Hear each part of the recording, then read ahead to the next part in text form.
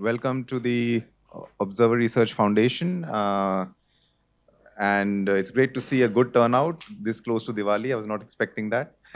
But welcome to this conversation, which has been a long time in the making on what is happening in the Middle East, or as we call West Asia. There is, of course, a lot of churn taking place right now. So there's understandably a lot of interest as well. Aziz, can you hear us? Yeah, okay, great. Before we take this conversation forward, let me introduce to everyone our excellent panel today.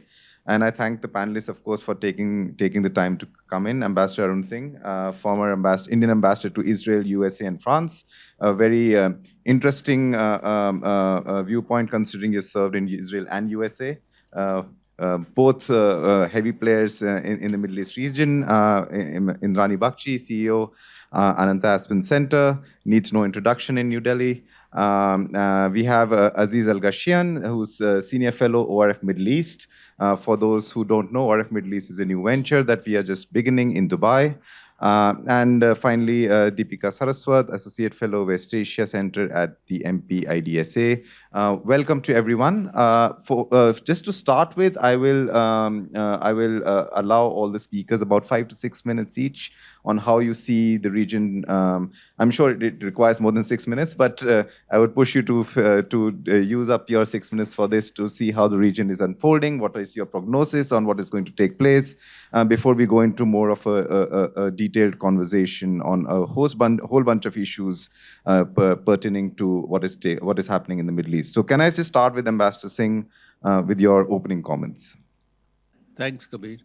So I think the only thing that's very clear at the moment is that we don't know how the present active phase of the conflict will play out or end.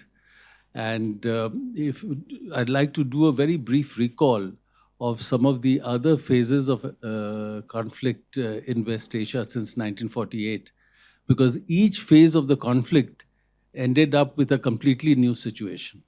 So we should be prepared for the fact that at the end of this phase, the situation that we'll be facing will be very different from the situation before this started and what we cannot visualize. So if you look at 1948, when Israel was voted into existence through the UN, and a certain portion of territory was marked for Israel, a conflict ensued. 5 Arab countries declared war on Israel. There was a war, and at the end of it, we ended up with what was called the 1949 line, which was more than the area that had been given by Israel by the United Nations. Now, and after the 1949 line, you ended up with a situation where Jordan was in control of West Bank and Egypt was in control of Gaza. Then the 1949 line at some stage became the 1967 line, the same line. And so nobody now talks of Israel going back to the area that had been given to it by the UN. Everybody talks about, if going back, then going back to the 1967 line. So that's the new, because those were the UN resolutions of 67 and 73. Now, after you had the conflict in 67, then West Bank, Gaza, Sinai Peninsula, and the Golan Heights came under Israel's control. So it's a new situation now. Egypt is no longer controlling Gaza. Jordan is not controlling West Bank. And at some stage in the 80s, Jordan said that it will not anymore speak for the Palestinians. The Palestinians will speak for themselves, and the PLO emerged from that. Now, as a result of this, you are faced with a situation of occupation and later a situation of settlements in West Bank, also in Gaza. And today you have almost more than 500,000 Israeli settlers in the West Bank. And then, of course, East Jerusalem, if you count the population there as being part of, area under occupation, then you have a larger number of settlers. Now, then you had the 1973 conflict. After the 1973 conflict, no Arab state as a state has directly militarily challenged Israel. So that was the situation that emerged. And after that, the only time a state in the Middle East has challenged Israel directly is when Iran carried out attacks on Israel in April this year. So that's the new situation that we are looking at since 1973. Now, after the 1973 conflict and the way it turned out, Egypt decided that the earlier strategy was not working, and now they wanted to work for peace with Israel. So in 77, they reached out, Sadat visits Israel, then they do a peace agreement later. 90s, Jordan does a peace agreement. Now, with this happening, the conflict takes on a new dimension. And it is the Palestinians themselves directly under the leadership of the PLO that are taking on Israel as a challenge. So the conflict is evolving, mutating constantly over time. New actors are coming into play. And Israel drove the PLO out of the West Bank, later drove the PLO out of Jordan, and there the Jordanian kingdom had cooperation also with Pakistani forces under Ziaul Haq in driving PLO out of Jordan. And eventually Israel went into Lebanon in 1982 to drive the PLO out of Lebanon and drove them out of there to Libya. And they were in occupation in Libya, in Lebanon till 2000. Now, as a result of that, a new entity emerged with power in Lebanon, the Hezbollah. And you see the power of Hezbollah today, despite the Israel-Hezbollah conflict of 2006, when Israel had bombed very heavily for 34 days after Hezbollah had killed about 8 Israeli soldiers and abducted 2 who were later returned also dead. Now, after that, you had the first Intifada, which led to the Oslo peace process, which led to the establishment of the Palestinian Authority in West Bank, Gaza, led to Israelis removing their settlements from Gaza in 2005. So there are settlements only in West Bank, East Jerusalem. But then under Prime Minister Netanyahu in the mid-1990s, Israel worked to essentially destroy the Oslo process and undermine the Palestinian Authority. And eventually you have the second Intifada. And when you have the second Intifada, the then Israeli government takes very strong action in terms of responses to what was happening on the ground, in response to various acts of violence. And the separation wall was built at that time. But with all that was evolving, and then it leads to gradually starting the process of undermining the Palestinian Authority. And with that happening, now Hamas emerges as a major force in Gaza and around. So the point I'm trying to make is that over time, the conflict has taken on new dimensions. And every time a new situation has arisen, which is very different from the situation before. So what we are seeing today in terms of the actual situation on the ground, one, we don't know when the conflict will, the active phase of the conflict will come to an end. We don't know what will be the situation in Gaza. Will Israel remain in control of Gaza? Because at one stage they had withdrawn, but there would be an argument in Israel that when we had withdrawn, we were faced with the security situation that we are dealing with now. A lot of smuggling of material, weapons, building of tunnels. Can Israel risk once again allowing that kind of security vacuum to develop? On the other hand, there is intense resentment in Palestinian society with the action that is being taken. You've had more than 40,000 people killed. The experience of Israeli occupation of Lebanon, southern Lebanon, for 18 years would show that different kind of resistance will emerge. So how is that situation dealt with? And if Israel doesn't withdraw, then who will pay for the reconstruction in Gaza? How do you lead to some kind of an authority emerging? Will Israel agree to a revived Palestinian Authority having control in West Bank and Gaza? I would be very doubtful, because then there would be a demand for discussions again starting on a two-state process. And within Israel, politics has clearly evolved over time for their own reasons. The Israeli leadership and I think population is largely convinced that the Palestinian leadership or entities that have influence are not reconciled to the existence of Israel. Therefore, they need to take certain policies to protect their interests. And then also what happens in Lebanon, because Israeli effort would be, because Hezbollah rebuilt its capacity significantly between 2006 and now. I remember in 2006 I was posted there, and there was a concern that Hezbollah had 10,000 rockets, and therefore, that for 1 month, Hezbollah had essentially brought 40-kilometer northern belt of Israel to a halt. People couldn't live there, couldn't go to work. Now they're talking of hundreds of thousands of rockets and missiles with Hezbollah, and therefore their capacity. So, what will be Israeli objective in southern Lebanon, and will they be able to achieve that? With the action they are taking, what happens to governance in Lebanon? Will those who have been marginalized by the Hezbollah be able to assert themselves, including the Lebanese state, Lebanese army? Again, a question mark.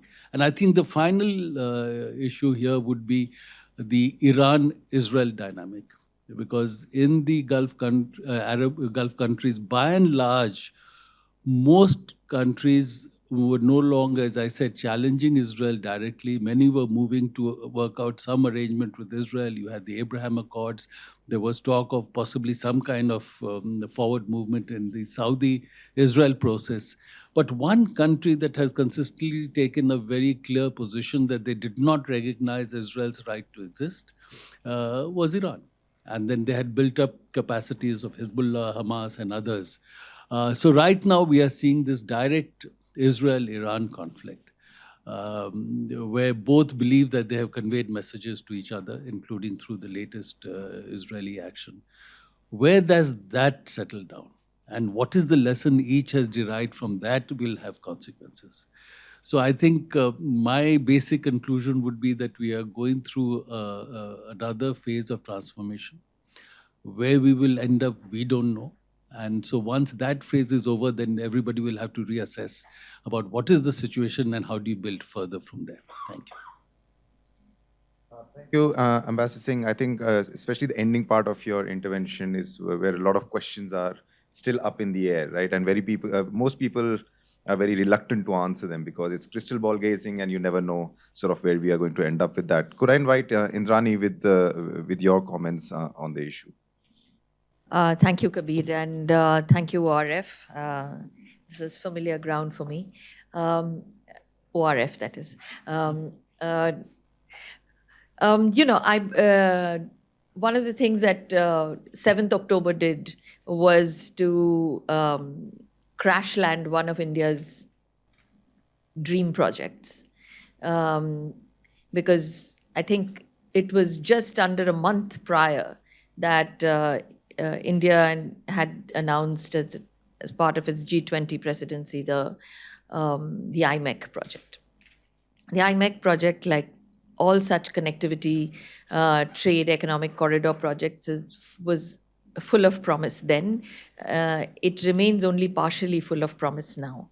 But yes, it was daring to imagine another future for a region that has been only seen a conflict as its main page one stories forever. And the iMac was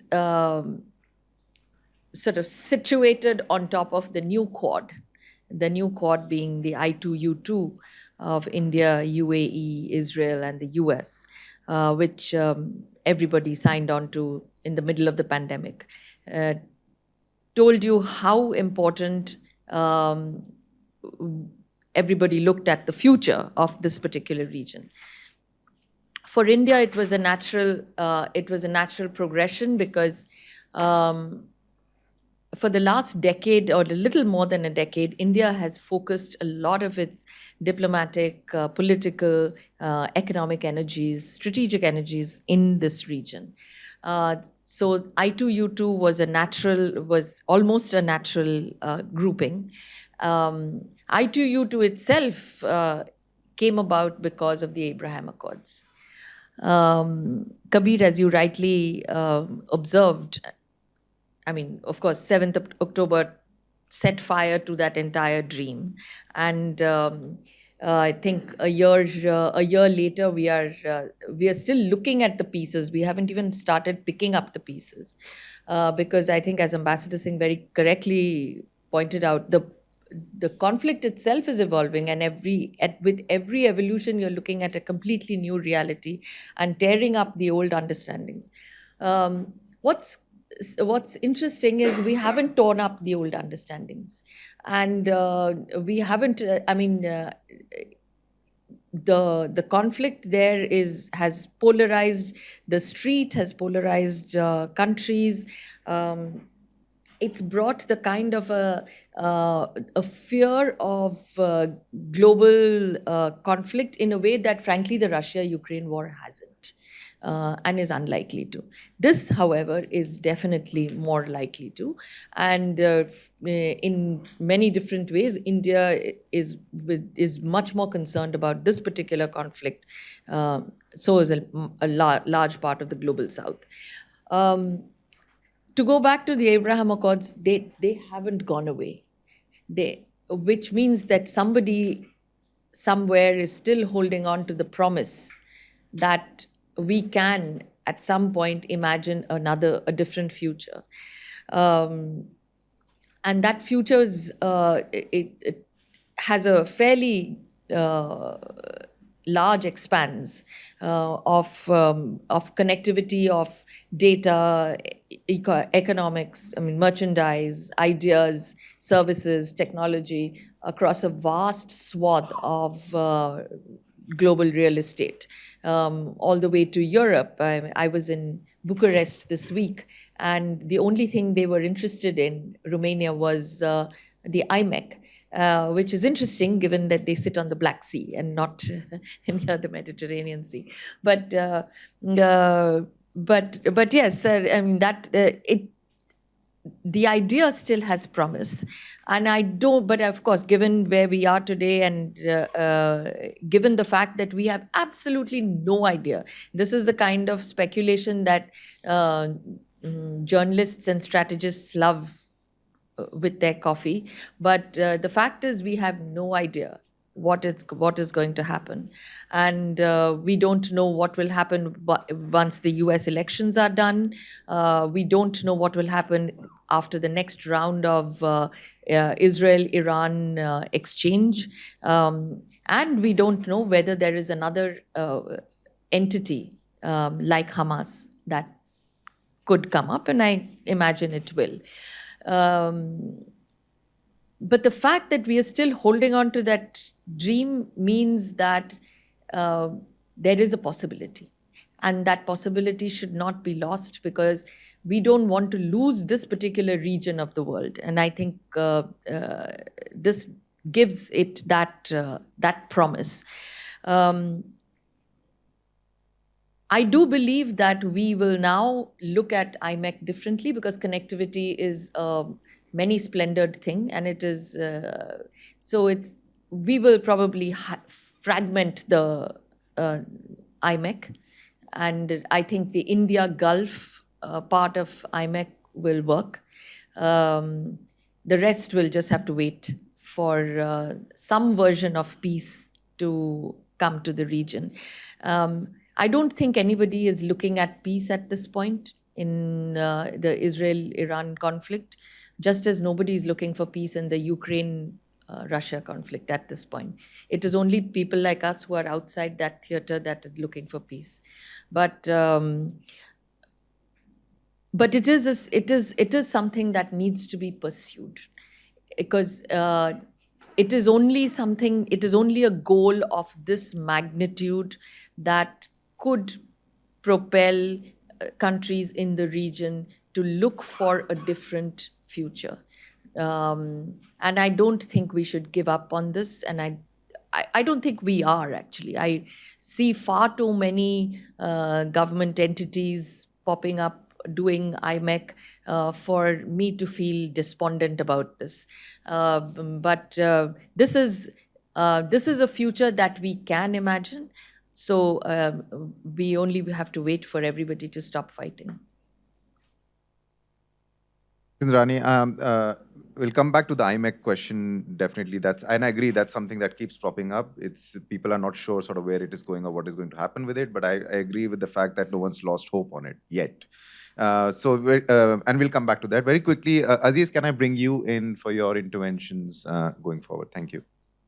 Thank you very much, Kabir, for organizing this. It's a great honor, really, to join the distinguished panelists, and it's good to see having a great presence here. So it's a shame not to join you in person, but hopefully next time I'll be in Delhi. So I really appreciate this idea. I appreciate what was said before. I think I echo what both honorable speakers have said.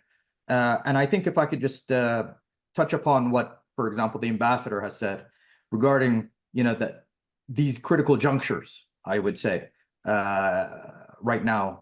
I think, if you could talk about, for example, 1967 was a critical juncture, indeed.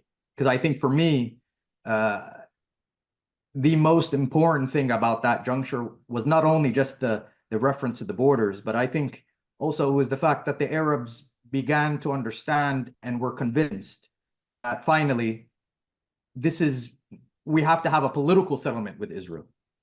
And this aspect of confrontation is no longer going to bear any fruit, that there has to be some sort of political negotiation.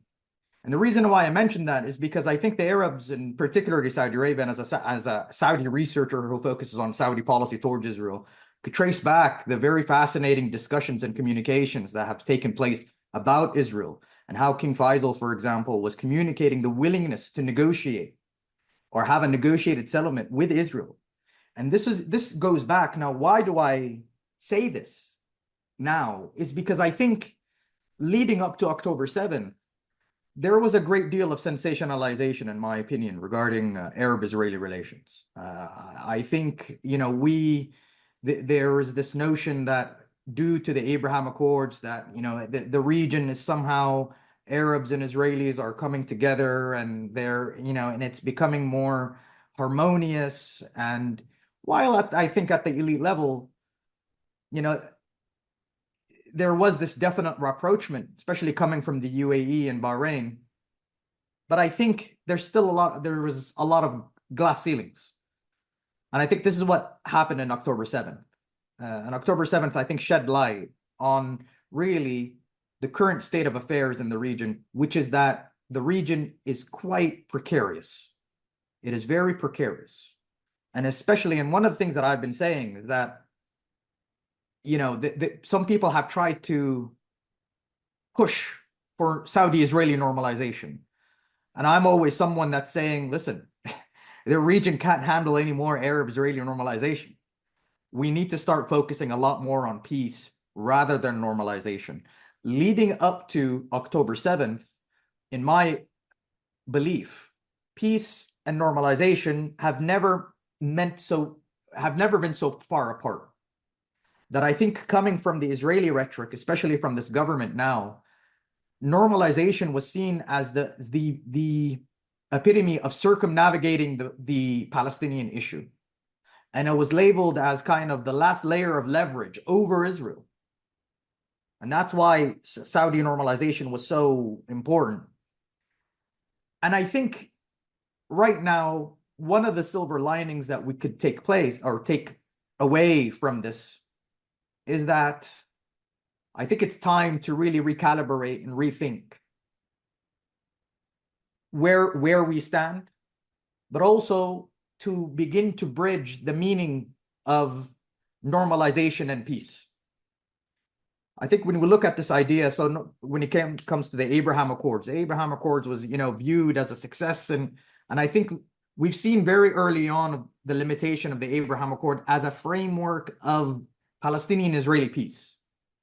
A great deal of people try to acrobatically depict it as some sort of this might be good for the Palestinians in the future. But in fact, I think there was a lot of fogginess and a lot of confusion coming out of certain political capitals about what the Abraham Accords was meant to be. And I think leading up to October 7th, again, it was clear that it was, it was not for a Palestinian-Israeli peace. It was something different.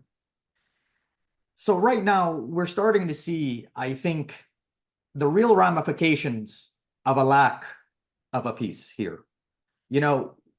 We're seeing, I think as the previous honorable speaker said, this conflict really does have the ability to complicate security concerns in the region. I mean, as a Saudi Arabian, I was here in the early 2000s as a kid here, as a high schooler. And I remember, Saudi was actually at the receiving end of a lot of terrorism. And when it was at the receiving end of a lot of terrorism, their rhetoric was always trying to instrumentalize the Palestinian issue. And not only, therefore, I think this war right now is not only coming against a critical juncture of geopolitics, but what makes this war even more concerning is that it's coming in a juncture of, a critical juncture, because there's plenty of states, and particularly Saudi Arabia and others, that are going through a transformational phase in their own restructuring of their economy. The region in itself is changing. And in these changes, there is inevitable pull and push, I would say. There's inevitable, there's a slight tension and a tenuous kind of evolution that's happening here. It's forward thinking, but just like any other kind of transformation, there has to be some sort of juncture. So I'm worried personally of what happens when this juncture, within this juncture, this tenuous kind of change is meeting a geopolitical crisis that's happening. And I think, so there's also been a lot of rumors or myths that have been debunked, in my opinion, when it comes to Arab-Israeli relations. I think the notion that, for example, what will lead to Saudi-Israeli normalization, that Iran, the Iranian threat, is going to lead to the Saudi-Israeli normalization, has been debunked, clearly. I think what we see when it comes to Saudi Arabia dealing with Iran, the way they deal with Iran is clearly and radically different than how Israel wants to deal with Iran. And I think this speaks to this idea that, well, there was this misperception and a misreading. I also think there was this misperception, and I think I alluded to this, I won't speak too much about it, that the Palestinian issue is no longer kind of an important issue, and it could just simply be kicked down the road, or kick the occupation can down the road. And I think it's very, both these things, I think, have become very debunked. But why has it been debunked, and why has it resonated for such a long time? And I'll just say a few words, and then I'll leave it at that. I think we have a real deficit in narrative coming out of the Gulf, in my opinion. I think those who have narrated Arab-Israeli relations, those who have narrated the Saudi calculation,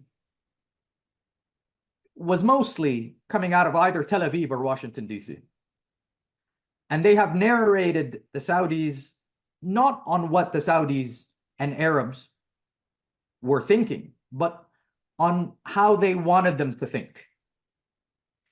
It wasn't based on what the Arabs or the Saudis were saying. It was based on what we hoped the Saudis were saying about Israel, what we hoped the Saudis were saying about the Palestinian issue. And I remember saying this with, sharing this with American colleagues, and time and again, I think that, there is a real uphill struggle that I think we have here in the region about really positioning ourselves and narrating who we are. And I think this is now becoming a real concern. Because when it comes to the day after, and I think the ambassador spoke about this, as if, Netanyahu very nonchalantly said, yeah, the Saudis are just going to waltz in and they're going to just start, reconstructing Gaza for us. And the UAE is just going to waltz in, and don't worry. And not only are they going to waltz in, they're going to even send their forces. That's part of the plan. And I just have no idea what inspired him to say this with such great confidence, other than, if I could use the late American ambassador to Israel's point, I'm sure probably Ambassador Singh knows him, Martin Indyk, who said that Netanyahu's to quote his Australian accent, the master of spin. So this idea that he was just spinning relations together and trying to depict that the Arabs or the Gulf are just willingly just going to waltz in, this is completely ridiculous. I'm not sure where this is coming from, but this reconstruction effort is really the challenge that we all have right now, because I think without it, it's just going to be another security concern. It's going to be another aspect of a potential Mogadishu, a potential Iraq after 2003. In other words, a security vacuum that's going to be that could be very attractive to many lone wolves in the region. And I just think, I know a lot of people say, we don't know where this is going. It's very difficult to see where this is going, but all we could know is that it doesn't look good unless there's a great deal of political will. And just one more thing about this one. Yeah, just very quickly. Yeah. I think we have to think about this critical juncture now is leading to, we have to really think about new ways of getting out of this mess. And we can no longer keep thinking about, doing things the way we used to do before, whether that's just keeping the occupation as it is, whether that's just having kind of the international and regional players the way they are. We have to really find a way in a harmonious way between regional, national, and international actors working in sync together. Something that hasn't happened before. I'll just leave it at that, Kabir. Thanks, Aziz.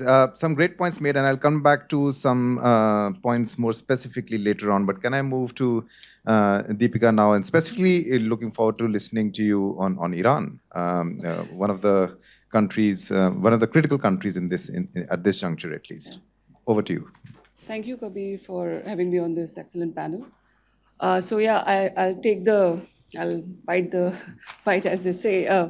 So I'll be talking about Iran and Israel, the dynamic between these two, and especially how during the last 1 year, the shadow war between Iran and Israel has transformed into an open conflict, a direct war, a direct struggle where the two sides are now regularly attacking each other's territory. And before I discuss this, another thing that I hope to talk about is the failure of Iran's forward defense. Which it was supposed to keep the war away from Iranian territory, and how Israel has pushed back against that. Making sure that Iran does not remain distant, and have deterrence through proxies. And over the last 1 year, how Israel has pushed back against that. So the forward defense has been, developing in a very, concerted manner, especially since the crisis in Syria. I mean, of course, the Hezbollah, one of the most potent, ally of Iran, comes into being in the 80s, as Ambassador mentioned, when Israelis invaded southern Lebanon and to challenge the occupation, the Iranian support Shia groups. But then the resistance forces in Iraq, that's one that adds to the Iranian network of, these non-state allies.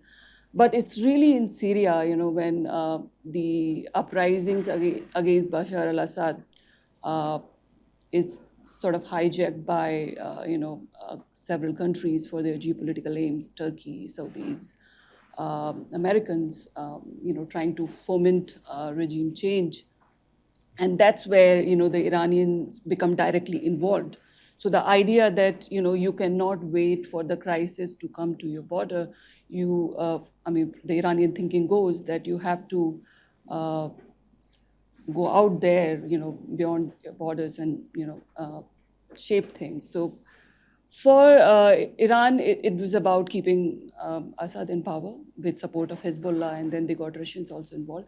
But for Israel, this was beginning of a nightmare. The prospect that Iranians may have an independent capability in Syria, and that will add to their allies, on the northern border, Hezbollah and southern Hamas. So the idea that Iranians may, create, militias, and even IRGC, Quds Force, may have an independent presence near the, Golan Heights or near the Iranian-Israeli borders. That led Israel to embark on its strategy of what's been called campaign between wars. And for 10 years, Israelis bombed Iranian militias, IRGC facilities, and their arrangement with the Russians, the mechanism, deconfliction mechanism, that allowed the Israelis to bomb Iranian interests in Syria. Now, to counter that, this really escalated, over the years. But also let me just quickly bring in Abraham Accords. I mean, the whole idea that there could be an Arab-Israeli, rapprochement and even an alliance. Mind you, Americans were not just looking at Abraham Accords as a kind of a geoeconomic prism. It was also about recalibrating their presence. They were talking about an integrated air defense, CENTCOM talking about our role is now no more security guarantor, but security integrator. So the idea to have, while it was being, projected as some kind of peace, but it was something, it was not so much of an alternative imagination. I would say it was more of the same, to have an anti-Iranian configuration, regional configuration. At least that's how it looked from Tehran. So in response to that, 2020, you have Abraham Accords, and the Iranians came up with this idea of, or rather the strategy of unification of the arenas, where there was an increasing coordination between different actors, Hamas, Hezbollah, and even Yemeni Houthis added to the fold. While they had their autonomous, goals, but there was an increasing coordination. That was something that was first in display in May 2021, when there was a nearly month-long exchange of fire between Hamas and Israel and Hamas, and that happened essentially in response to what was happening in the West Bank. So for the Iranians, this idea, that they could push back against the Israeli, this campaign between wars by having this capacity to strike not only from Hezbollah but from Hamas and elsewhere. That was something that they counted on.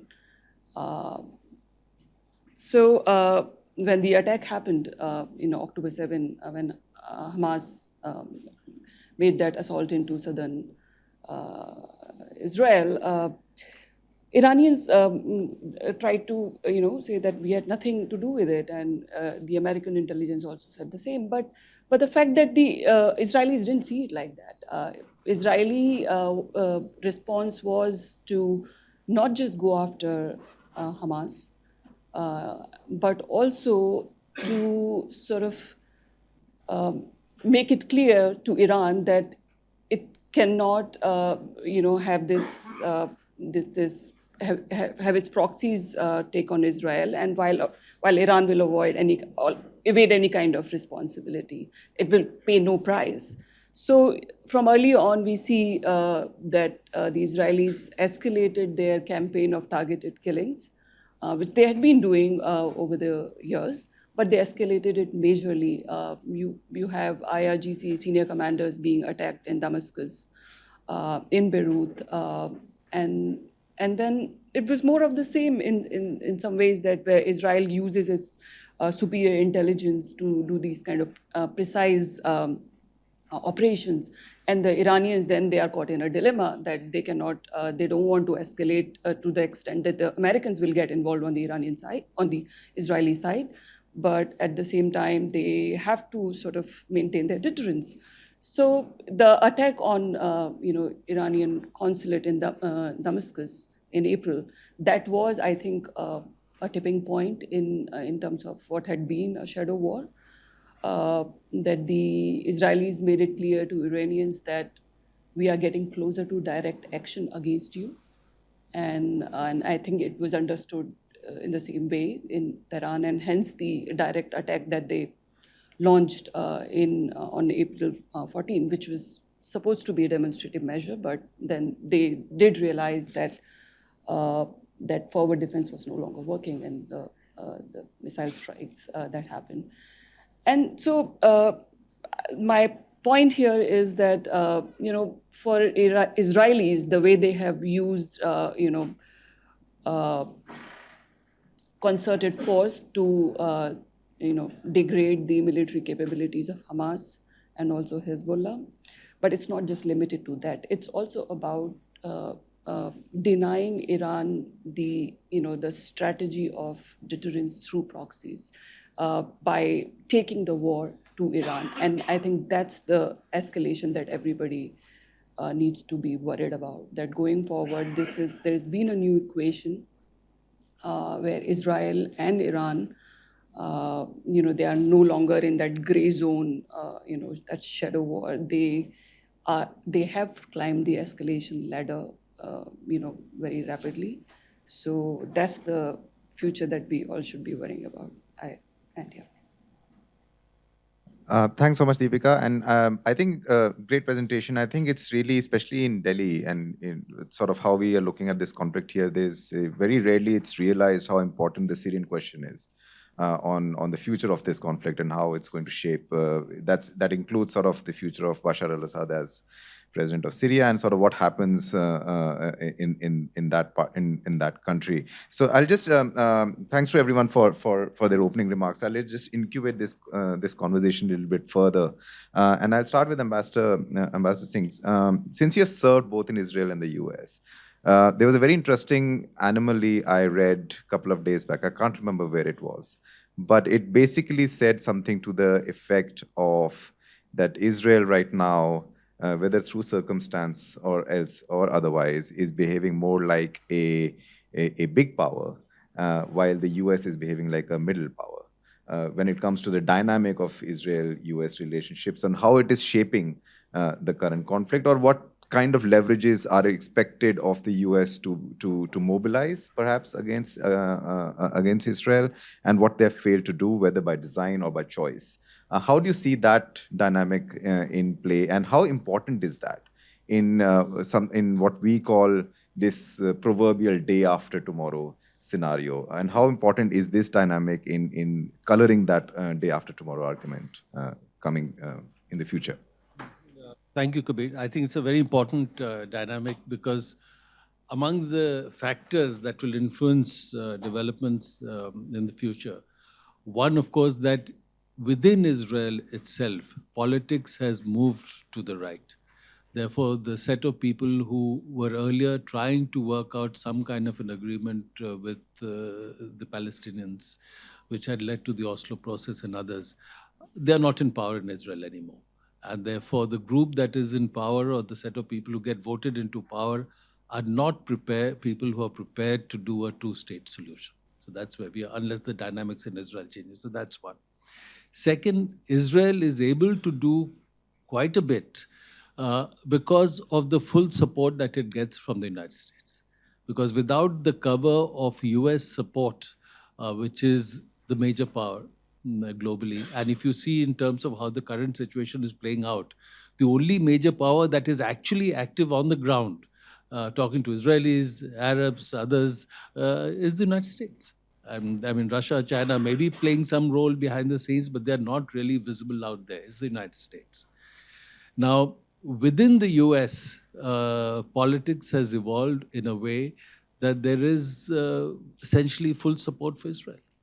It's very difficult for a US administration, although they have tried from time to time, to generate effective pressure on Israel. Now, I remember in 2015, for example, the Obama administration was taking certain positions to nudge the government of Israel at that time, led also again by Prime Minister Netanyahu, towards a more moderate position. And he leveraged support from the Republicans in US Congress. And he was invited to address a joint session of US Congress bypassing the administration. Which is very unusual because normally visiting head of state or government addresses when he's invited by the administration. And you saw the same thing playing out now when the Biden administration was seen as not 100% behind Israel and asking them to be more careful in terms of the action they are taking on the ground, civilian population, international humanitarian law. The Speaker of the House invites him to address a joint session of Congress. He was not invited by the administration. He goes and addresses a joint session of US Congress and gets full backing and support there. So there is a dynamic in US society which is supportive of Israel, and therefore it complicates the ability of any US administration to be really effective. Now, if you see the situation, the administration is saying that, okay, we are fully behind Israel. Israel's security must be ensured, but Israel must be careful in terms of action it does on the ground, loss of civilian lives, international humanitarian law. But the Israeli government is able to do whatever it wants because it knows that the administration will not be able to take any action that really ties down Israel's hands. And it has consequences for the elections. And there, for example, President Trump, historically, has been very, very supportive of Israel. And he will, if he sees that the current administration is not supportive of Israel or is seen as not supportive of Israel, it will impact on the voting that takes place in a week, 10 days from now, because it was President Trump who encouraged, incentivized, pressurized countries in the Arab world to do the Abraham Accords in 2020. It was President Trump who unilaterally recognized Israel's sovereignty over the Golan Heights and said that, so it is US unilateral decisions which impacts on what Israel, how Israel defines some of its policies. You may recall that around the time that Prime Minister Sharon was thinking of withdrawing from Gaza, to give him a political cover, President Bush wrote a letter where he said that it is the US understanding that the 1967 line in any eventual settlement will be subject to adjustments to take account of Israel's security, and there must be secure borders, and that the major settlement areas would remain a part of Israel in whatever arrangement that is worked out. So there is this dynamic playing out, and therefore, because of the compulsion of voting in the US, compulsion of funding for elections in the US, there are limits to what an administration can do, but that is complicated by the fact today, and I'll end with that the Arab and Muslim population in the US is increasing, and they're going to have some influence. You're seeing the way it is impacted in Michigan at the moment. And within the Jewish community in the US, there is now divided opinion about what kind of action of Israel should be supported by the US. So we have to see how that dynamic plays out. So very, very quickly, before I move to Indrani, something that you just said in the last section of your intervention. I'm just curious to know, do you think there is a conversation, or there is going to be a conversation in Israel on the kind of dynamic they share with the US? Are they happy with the way the support has come through, despite the various narratives within US sort of getting polarized according to their own politics? Or do you think there is going to be a conversation where the Israelis may say that, similar to some of the Arab states who have taken decisions on this kind of path, that Israel needs a little bit more autonomy and capacity of its own when it comes to security thinking, when it comes to security decision making, where everything cannot be channelized or mobilized, that, we need to tell the US to turn the key on and off when it comes to Israeli actions. Do you think that's a conversation that may take place, like it took place in some countries like the UAE, for example? So, Kabir, I think at the moment, the way I see the situation is that the government in Israel is essentially able to do what it feels it needs to do for its own political and other purposes.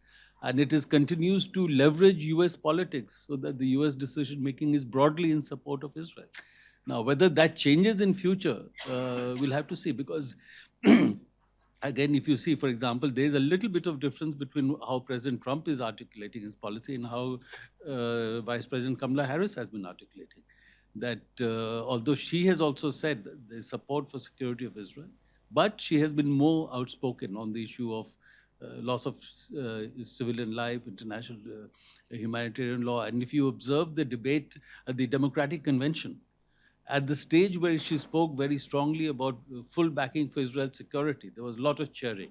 And when she articulated her position on the need for observing, not minimizing loss of civilian life, observing international humanitarian law, she said it because that was the position she had.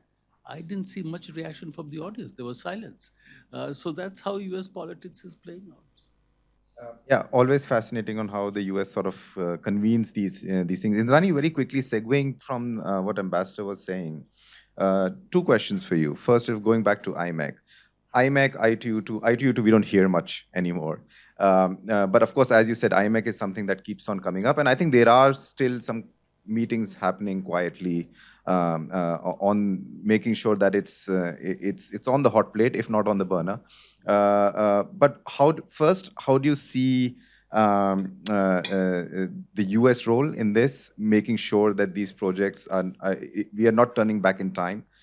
Because a lot of countries, including India, see sort of their outreach into the Middle East as a new geoeconomic opportunity, as do Saudi Arabia, as do UAE, and so on and so forth. So that's the first question. The second one, very quickly, is coming back a bit domestically here. There've been a lot of sort of analysis on India has perceivably changed a little bit of its position when it comes to sort of walking the proverbial fine line between Israel and the Palestine issue. Do you think that's a correct assessment, or do you think that's not, that both can actually sort of, what the way India is articulated on Israel, where India is articulated on Palestine, can actually coexist with each other? I'll take your second question first, which is, it's not see, India's taken diplomatically correct position, which is support for a two-state solution and condemnation of the loss of civilian life. The new element has been a condemnation for acts of terror. That is in this particular theater. That's the new entry. And I think we don't talk about that enough. Yes, I mean, there is history to where we are today, but ultimately America has, as Ambassador said, has full support today.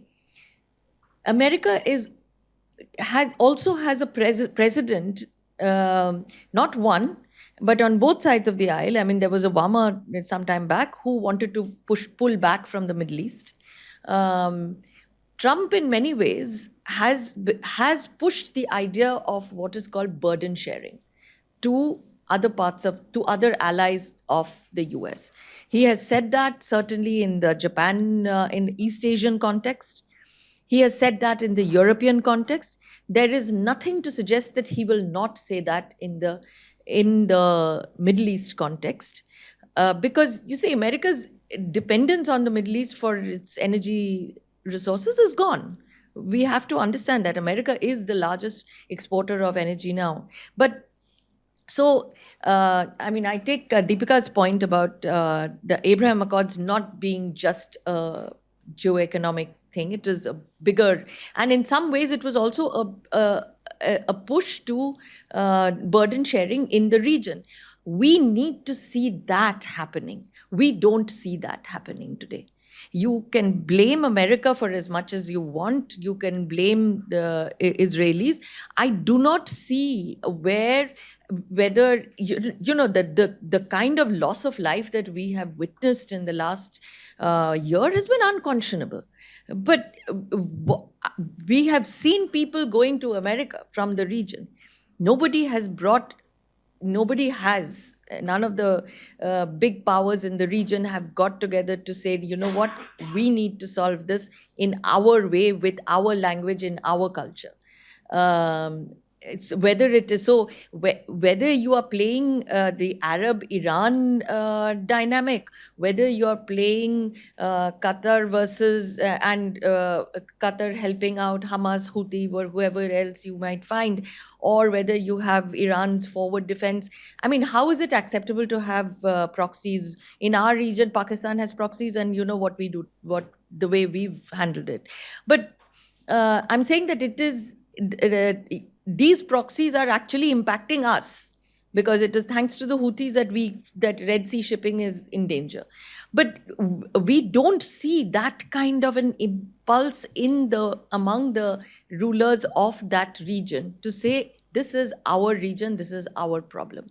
I mean, the Europeans don't want to say that either, but they will be forced to say it. If Trump comes to power, even if Trump doesn't come, there is a war fatigue there that is very evident. So sooner or later, they have no option but to find either a solution or a way to, and they are slowly moving to that. This region needs to move to find a solution in its own region for its own people, and we don't see that. Some great points made, and I'll segue to what you said. And the Red Sea is actually not even talked enough here. I mean, the Houthis have managed to sort of move away hundreds and billions of dollars worth of trade with very low cost, warfare taking place. Aziz, can I just very quickly move to you? There are 2 points that you made in your initial intervention, and I'll just take some of the points that Indrani has just mentioned. The first, of course, we were talking about, or you had mentioned the day after thinking on what's taking place. Now, you also said there's a deficit of narrative from the region, and that's what Indrani was alluding to. That where is the crisis resolution from the region? Where are those voices? It seems that, for example, to me, and I could be completely wrong, but the Arab world seems to be just working in a way where they want to protect their gains that they've made over the past couple of years or decades, without really entering, when it comes to coming up with ideas and ideations. There's a lot of hundreds and millions of dollars worth of aid going through, but there are no solution to be seen on site. And that's a fair question to ask, right? If it's a regional crisis, where are the regional ideas and where are the regional solutions? Good point you make. And I have to say, there are different crises happening all at the same time. And then I think when it comes to the first one, I would say the Gulf Iran conflict. I think when it comes to the Gulf Iran conflict, particularly the Saudi Iran conflict, I think there is more agency. I think there is this idea of trying to say, you know what, let's stop. We're fed up of waiting for the United States to take a particular position, and we're kind of waiting for the United States. Let us take more agency. There is this more regional agency when it comes to the whole Iran-Saudi dynamic, Iran-GCC dynamic.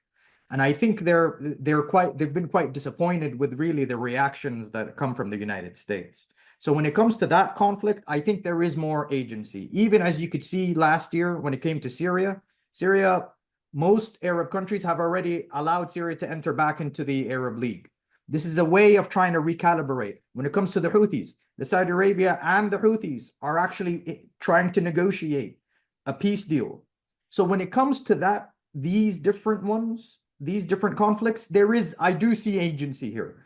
It may be slow, but I do see agency. Now, when it comes to the Palestinian Arab-Israeli conflict, this is where I think you've made a good point here, and I agree with the previous points. But why? there is a psychological aspect to this. For a long time, I think the Arabs have viewed this situation, they feel that they've been burned time and again to try to use their own leverage to solve this issue and to interject into this issue. And every time they feel like they've had their interest put on the line for a Palestinian, Israeli, American dynamic that is doomed to fail. I mean, this dynamic is structurally doomed to fail. And so there is this idea of saying, listen, we can no longer keep doing this.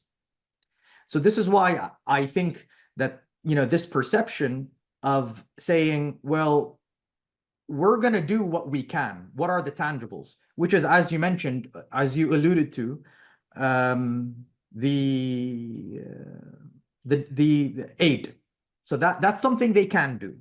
But moreover, I think even in November, was it after the Arab and Islamic summit that was held in Riyadh, there was this committee, diplomatic committee, that was traveling around political capitals around the world. And they were trying to put kind of the Arab and Islamic case forward.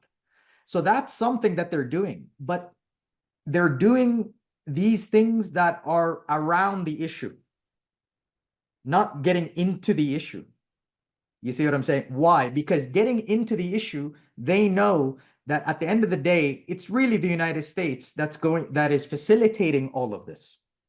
And it is the United States that's shielding this kind of imbalance of Palestinian and Israeli dynamic. That is structurally, as I say again, that is structurally doomed to fail, because that's why I argue, if we want to see regional agency when it comes to this particular conflict, the actual negotiative structure must change and it must be regionalized. And that's actually voices that are coming from Israel now, because I think the ambassador mentioned this, and unfortunately there's a lot of this, it has tilted to the right, the political landscape in Israel, but there are some that are part of the liberal and the left camp that are saying, you know what, we want to get out of this issue. Don't put us, Israelis, and the Palestinians in one room. You're going to have to add more people. And this is why you hear more of this aspect of regionalizing this Palestinian-Israeli conflict. And so this is why I think when it comes to this issue, you're right. There is this anxiety, I would say, to enter into the discussion. So how can we create this tangible aspects of political, tangible kind of fruit? And it's a deep question. So, I mean, I hope I explained my point. I mean, that till a certain extent at least made sense. And Deepika, let me get you in before we open for the Q&A section here, since you're running out of time. What's Iran's long-term play here? Now, we can argue, I think, till a certain level that their forward defense also worked for some time. Of course, Israel was very uneasy about it from the get-go, and targeting sites in Syria and Iraq is not new. That's taken place over the years. But it's also arguable now that the forward defense ecosystem hasn't worked, or is at least is on its downturn, so to speak. But also, till a certain extent, I think Iran has managed to mobilize diplomacy a little bit in the region. It has gone to Saudi Arabia. It has gone to most Arab countries, including Bahrain, which has troubles with them. So they've been sort of not welcome, but people have been open to meet them and hear them out on this issue. What's the future thinking now? Largely, it is thought that Iran is some kind of expansionist, destabilizing actor. But if you study Iranian, strategic posture is actually threat-centric. I mean, for them, the fact that United States has been fostering regime change, every time there is protests, I mean, the Americans and the Israelis, they see opportunities. So for Iran, it sees threats, it sees enemies everywhere. So when it comes to regional countries, of course, they have favored diplomacy. They been talking that, this region, we should all be responsible for the security. Americans shouldn't be present, I mean, whether in Iran or whether in Iraq or Syria. So they favor diplomacy. But, they also have domestic reasons to do that. I mean, the fact that, this kind of military-heavy regional policy, it has costs, and it's very unpopular, amongst the Iranian people. So, given that they've been under sanctions for so long, and they had happily signed the JCPOA, it was the Americans who brought out, and all hell broke loose. I mean, the maximum pressure campaign that clearly made Iranians think that the Americans are not serious. They cannot be trusted about any kind of, agreement. So for them, it has been about deterrence. So I think they are also looking at the role that the Chinese are playing, and that's something we have not discussed till now. I mean, it's the Chinese who played a role in brokering rapprochement between Iran and Saudi Arabia, and I think it's not very well understood a lot of times that the Chinese are putting out an alternative security paradigm. I mean, the Americans are always saying, that you are not playing your role as a great power, you're not playing your great power responsibility. And the Chinese are like, okay, we are not a great power like you. I mean, we are going to promote, what they're calling global security initiative. So the idea for them is that, common security, and, that the region does not need an external patriarch. I mean, that's the narrative that's coming out of Beijing. And I think there is increasing receptivity towards that. So the Iranians, if I have to just, answer simply, the Iranians, they know that this is unsustainable.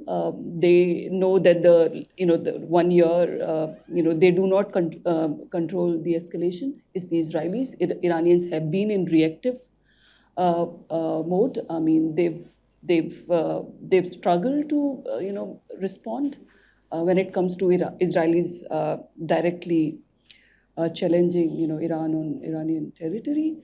So I think there is especially with the current government in Iran, the reformist moderate. They are looking for a way out. They gave positive signals to the Europeans, to the Americans. So I think that's a positive sign. Yeah. Before I open to Q&A, thanks for everyone for your interventions. I know you have to leave some. Okay, so we will just open to Q&A. We can let me lay some ground rules first before the hands go up. No monologues, please. I'll be very rude to interrupt if there are any monologues. Please ask your question quickly so that we have only 15 minutes so that we can get as many questions as possible. Sir, I'll start with you first. I saw your hand first, and then I'll come to you after that. Thanks, Kavi. It's a question, but a bit of a background really, because Arun, I was there in Gaza in 2000, just before the second Intifada broke out. And I had this whole procession on Good Friday. The procession of Christians coming from the Church of Sepulchre, and then the Wailing Wall, the Jews coming from there, and Al-Aqsa Mosque. I think there is a volatility of the religious, I don't want to use the word hatred, but there is a lot of religious animosity between the three groups, or there was at least at that time, and that has got mixed up with the kind of geopolitics of the region. When in 1949, a European Israel was transplanted in the area, in the Arab territories. It's a brief background, my thought really. Now, given all this thing really and the redrawing of boundaries, and I think Indrani, you mentioned, or maybe you mentioned that the Arabs have been rather quiet. They have not come together. Do you think there is a change in the Arab thinking of the solution in the region? Number one. Number two, given that context, what is Israel's endgame? Reconfiguration of the boundaries? Okay, thank you. I will take one more question. I'll go here. Thank you, Kabir. I'm not sure if you have come across the works of Amos Oz. He happens to be my favorite author, who is Israeli born. He said, this is not a commentary. I'm coming short to the question, but I can't, resist myself saying that. He said, things have evolved from an inherited ancestral property to an apartment. We have to manage both there. So my question to Kabir, you is, do you think there will be an offshoot? Yeah. Will there be any offshoot war? It could be in terms of guerrilla warfare. It could be a small-scale armed warfare in the region. And my question to Mr. Arun Singh would be, do you think if Trump comes back in power, there will be JCPOA backs in talk? And do you also think there will be ample number of countries will club with Tehran? Okay, thank you. So, Club with Tehran in terms of sanctions and other battles. anyone want to take that? Aziz, can I get you on the on the first part of the question that there seems to be religious animosity at the heart of most things? Just very quickly your views on that, which is very Huntingtonian view of things, I presume. But just very quickly so that we can get a few more questions in. I think there is a real fogginess because there's a fusion of the nationalistic discourses and religious discourses all taking place into one. I think there is more and more creeping of religious discourses in the political right in Israel. And what that is doing is that it's fueling some of the conspiracy theories that are taking place in the region, which is compounding kind of tensions and more. So you have a real overlapping and mixture of religious discourses with nationalistic discourses, with geopolitical discourses as well. Because they were also people that, you know, in the midst of all this, by the way, it's a Shia-Sunni divide. Now, I'm not someone who's actually focusing a lot on, I like to desectarianize these things, but when it comes to the general discourse, the religious discourse seems to be the most compounding aspect in these things. So not religion per se. By the way, it's very fascinating how religion was used to de-escalate things. And one of the things that I looked at in my work is kind of the religious fatwas in Saudi Arabia that legitimized cooperation with Israel. But that's a different matter. I'll be quiet. All right. Okay. Anyone who wants to intervene? I'll just make a comment related to the Trump question. So I think we should all be prepared for the fact that we don't know what Trump will do, because he's always be unpredictable in his decision making. But in his first term, he was very supportive of Israel, and he marketed himself as that. And as I mentioned, unilaterally recognized Israeli sovereignty over Golan Heights and moved the US embassy from Tel Aviv to Jerusalem. So that was a statement which had not been done earlier. But at the same time, Trump's comments and postures have increased anti-Semitism in US society, which works against the Jewish population in the US. So he's navigating these contradictory trends in the hope of getting more Jewish votes for himself, and we'll have to see how it plays out. All right. Any further questions? Let me first ask you, sir. I saw your hand. I'll come to you later. And there was someone. Let me go. Can we get a mic there first? You can ask first, sir. Yeah. Good afternoon, everyone. I'm Amit Sharma. I'm a senior research fellow at USI. I have a question and a comment to make, please. Firstly, with respect to the likely end state, sir, my question is to Ambassador Arun, please, sir. What, in your opinion, sir, is the end state which Israel, Iran, and US are looking at? Partially, it has also been asked by Mr. Kabir. So, with respect to the end state, and as far as a comment, ma'am, with respect to Indrani, ma'am, you mentioned that no one wants peace as far as the region is concerned. But I beg to differ here because, you know, in the retaliatory airstrikes, had Israel wanted, it would have included other targets also, wherein it did not. It restricted its targets to air defense assets as well as radars. But this, I feel, was the appropriate opportune moment for Israel and US had they wanted to escalate the scope of the conflict, wherein they would have included the nuclear as well as the oil assets. Okay, Indrani, you can respond first, then we'll come to sir, and then we'll take your question after that. If I can take you back to April, on the 14th, when Iran attacked Israel with its 300 missiles, it was telegraphed well in advance, which is why the air defense systems, US air defense systems, moved to the region, which is also why other Arab countries actually helped with the air defense, particularly Jordan. So it wasn't, is not the first time that Israel is telegraphing its intentions. On the 18th of April, when Israel retaliated, again, Israel telegraphed its intentions. So the attacks were specific, but they were also telegraphed. Even for this one, Israel. So telegraphing and the intent to attack is not the same thing as hoping for peace or working for peace. That's my contention.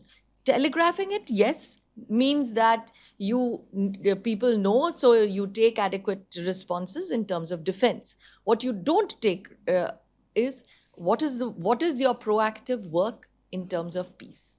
And that is what I want to say. But I don't think this is leading to peace. That is what I want to say, that they want the things to remain as it is. Diplomatic, ma'am, there are a lot of statements being made.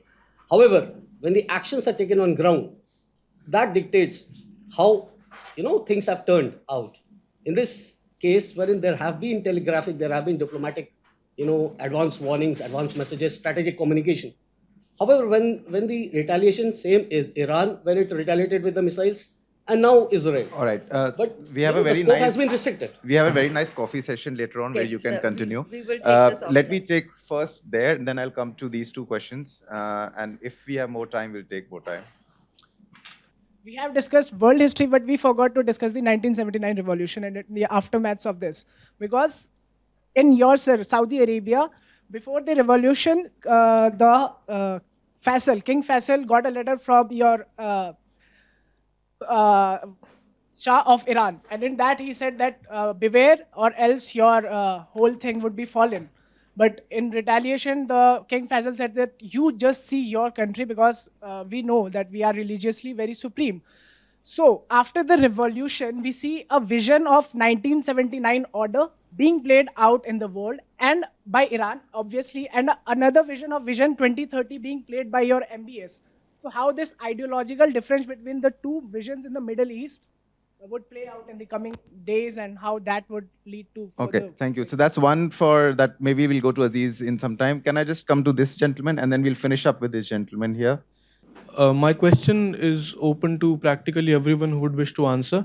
My question is regarding China's role between the Israel and the Palestine issue. As China was pretty close to Israel in recent times on terms of innovation and technology, it invested significantly in Israeli infrastructure as well. For example, in the ports of Haifa and Ashdod. But in the recent times, China has clearly sided with. Has clearly refused to side with Israel and has refused to condemn Hamas and has taken side of the military activity in Palestine as if it is an action of resistance. So China is losing its leverage in Israel. China's role. That's Yeah, one question. It's basically, a final question here. Unfortunately, we are out of time. We can continue this conversation. Sir, recently Minister Jaishankar ji is successfully removed these UN forces of observing India-Pakistan border. Do you think we had this type of observation like in Israel, Palestine, or China, or Tibet? I'm sure you know it. And how we are getting some opportunities in India, like in Palestine, we can have redevelopment, reconstruction. Can we learn same thing from Israel to deal with Pakistan situation the way they are dealing this? Okay, so those are the final set of questions. Aziz, can I start with you on the first question that the gentleman asked? Sure, I'll be very quick. I'll just take Yes, 10 please. minutes. Thanks. So don't worry. No, I'm just kidding. But let me just say this about the vision. I think it's a very important question, and I touch upon it because I think this is what I meant by that there is a critical time in the region, but also in Saudi history. It's this reimagining this relationship between religion and society, or the role of religion and society. And this is really the challenge that Saudi has, in my opinion. It's how to balance this transformation of being a state that is really, I would say, the religious, projecting itself as a religious state, but at the same time being open for others to come in, because it needs this social transformation to attract investors and also attract tourists, which are key to Saudi's 2030 vision. I think, in my opinion, this is, as I said, this is the challenge. It's not going to challenge. It's not only a domestic challenge that it has, but it's also a challenge of its foreign policy projection, because I think Islam is still crucial. A lot of people like to think that Islam is, they're just going to move away from Islam. Islam is a key ingredient to Saudi legitimacy. And this is how kind of the balancing that they're going to take. Just one last thing. If you look at the kind of MBS's interview, I think with The Atlantic in 2022, by the way, he considers himself the head of the religious establishment in Saudi Arabia. So his reform that is doing these reforms, for him, is a religious kind of calculation. So I don't see religion going anywhere anytime soon. It's here to stay. It's just articulated differently. Thank you very much, Kabir. Right. Okay. Very quickly on China. Let's move on China. I think everyone's intervention would be very much. But let's start with Iran, because that's something that everyone possibly just predicts that the Chinese at some point will come to aid of Iran because of this construction of blocks in people's minds, right? It's Russia, China, Iran, and versus the West, or the proverbial West, so to speak. But how do you see sort of the Chinese role into this? And they've hosted the Palestinian Unity Conference where Hamas also took part. So how do you see that from an Iranian perspective specifically? And then we can move to... I think much is made of Iran-China relation. Basically, China does not want to be seen as siding with a country which is also seen as destabilizing, like supporting Houthis.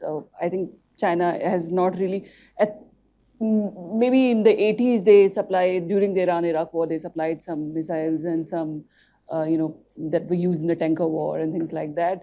But I think the Chinese have not really extended military assistance to Iran, in my understanding. Russia has, but not China. Chinese, I think their relation with the Gulf is far more substantive. It includes military aspects, nuclear energy, advanced technology, and that's where the real competition is, I think, not China, not Iran, China so much.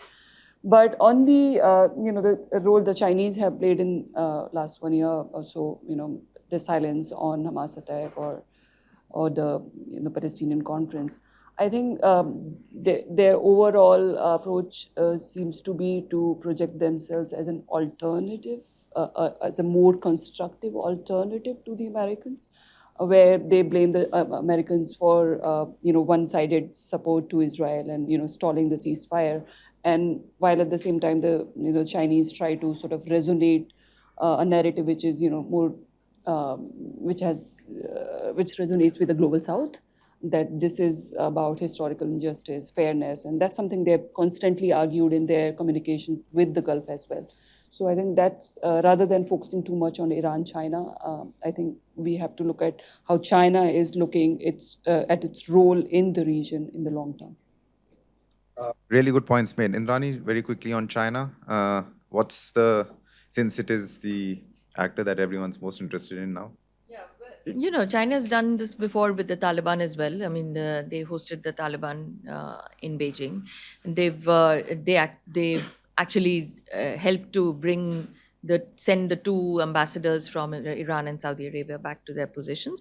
I honestly, there's so much history in this particular conflict. I think China's coming in at a different stage in this history, and I think one of the things that one of the values of China attempting an intervention is to get the Americans to get a little more serious about intervening and to get Americans more proactive on the subject. Ambassador Singh, final comments. Please resolve all the problems we just put on the table. So I'll just deal with two. One on China. Second, there was a question on the end state. So maybe that's so on China. I think the Israelis will clearly not want China playing any role.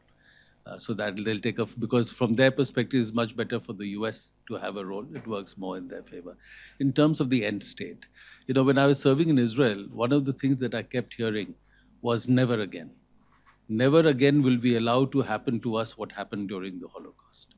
Now, given that when they described that what happened on October 7th was the largest single-day loss of Jewish life after the Holocaust, we can understand why they're reacting in a certain way, even if we don't agree with it. So from the Israeli perspective, the very important dimension of the end state is to restore deterrence. That whatever happened on October 7 does not happen again. And therefore, with that, and so influence things like that and degrade capacities of your opponents so that that doesn't happen. So that's the direction, be it Hamas, be it Hezbollah, be it Iran. So that's, I think from the US perspective, the end state would be to get the Arab countries involved in some way at the next stage of the process. I remember talking to a senior American official at one stage and describing the very complexities. I think, what is the way forward?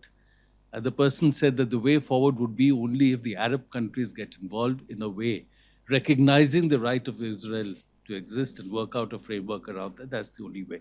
So they would like them to get involved and take revive the Arab-Israeli process in a certain direction. I think as far as Iran is concerned, their end state would be to minimize the degradation of capacities of their partners. If possible, build it up again, prevent an Arab-Israeli normalization of any kind, and see if they can build their relations with Arab countries at expense of their relations with Israel. So this is the dynamic that will probably play out. Completely out of time. I would just like to very quickly thank all my panelists for coming in for this important debate. It's the first one we've had on this crisis since it started. And unfortunately, I think we'll have to do a follow-up sometime in the future. And thanks for everyone showing up. Please join us for refreshments outside. Thanks, Aziz, for joining online and spending some time with us. Thank you. Thanks, everyone.